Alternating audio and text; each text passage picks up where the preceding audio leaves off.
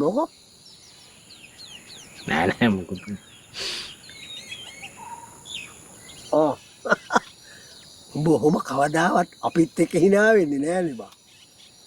අර එන අංගනාව දැකලා තමයි උඹ ඔහොම hina වෙන්නේ නේ. ඈ? මනුස්සකමට මනුස්සෙක්ගේ ඉන්නා වුණාම මේක මාව කැපෙන කතා කියන්නේ බා. හරි. මොකද්ද මම උඹට කියපු අව කැපෙන කතාව කිය?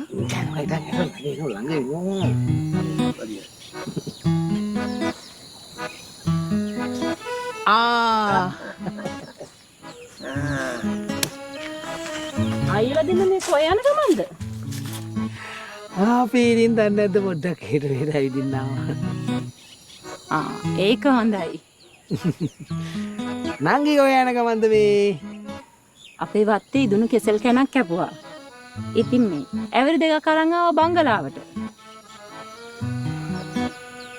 ටානියා නෝන මගේ ළමයිට බැන්නට මගේ ළමයි වැඩි කරේ නෑනේ අයියේ. ඇත්ත. ඊයේ මගේ හිතේ කේන්තියට බැන්නට මං තරහමර හිතේ තියන් ඉන්න ගෑණියෙන් නෙමෙයි අයියා. ඒක හොඳයි. ඇත්තටම නංගි. ඇත්තමයි. චාල්ස් මාතේ හිටියනම් කීයටත් මට දොස් කියන්න දෙන්නේ නෑ. ඔව් නේද? ළමයිට බැන්නට ඉතින් නංගිට බැන්නේ නෑනේ කවුරුවත් නේ. නංගි යන්න. නංගියා. ආයෙම බංගලාවට කියලා ප්‍රශ්නයක් ඇති වෙයිද දන්නේ නෑනේ.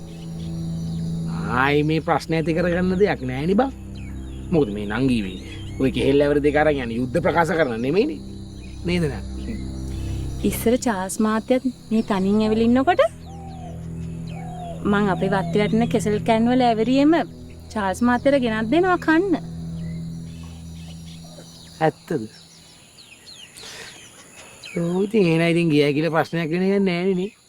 කෙහෙල් ඇවර දෙකක් අතර යන්න එහෙනම්. යන්නම් අයියලා. කියලා.